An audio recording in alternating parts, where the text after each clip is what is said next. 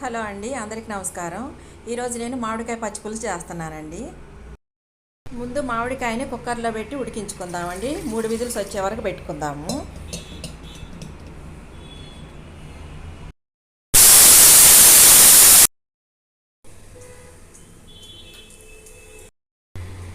ఈ మామిడికాయ చల్లబడిపోయిన తర్వాత పచ్చిపులుసు చేసుకుందామండి.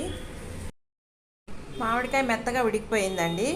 దీని చెక్కు మొత్తం తీసేసి మెత్తగా పేస్ట్ చేసేసుకుందాము. ఇప్పుడు ఈ పేస్ట్లోనండి కొంచెం బెల్లం కలుపుకుందాము. బెల్లం వేసుకోండి తప్పకుండా. ఇప్పుడు ఉల్లిపాయ ముక్కలు, కొత్తిమీర వేస్తున్నానండి.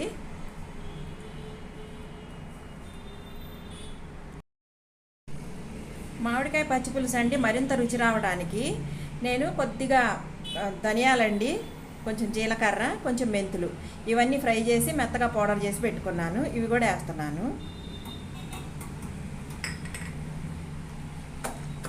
బాగా ఇలా చేసుకోవాలండి. ఉల్లిపాయలు ఇట్లా మెత్తగా అయితే రుచి చాలా బాగా వస్తుందండి. ఇప్పుడు నేను 2 ఎండుమిరపకాయలు, 2 పచ్చిమిరపకాయలు కాల్చుకుంటున్నానండి.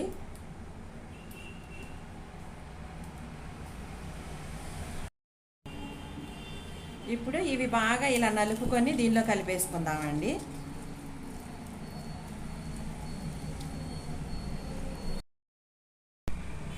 మీ రుచికి తగ్గట్టు మీరు ఎంత పులుపు తినగలుగుతారో అంత వాటర్ కలుపుకోండి.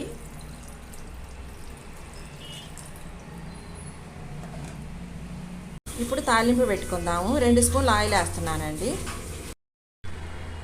ఆవాలు, జీలకర్ర, కచ్చాపచ్చా దంచుకున్న వెల్లుల్లి అండి, ఎండుమిరపకాయలు ఒక 3 వేస్తున్నాను.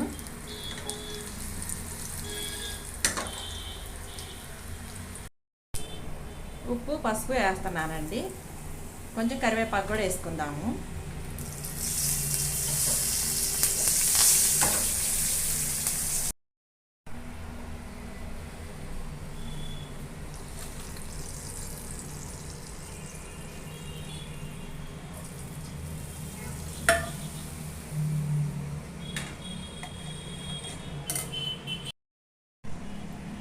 ఫైనల్గా కొన్ని ఉల్లిపాయలను, కొత్తిమీర వేసేసుకుందామండి.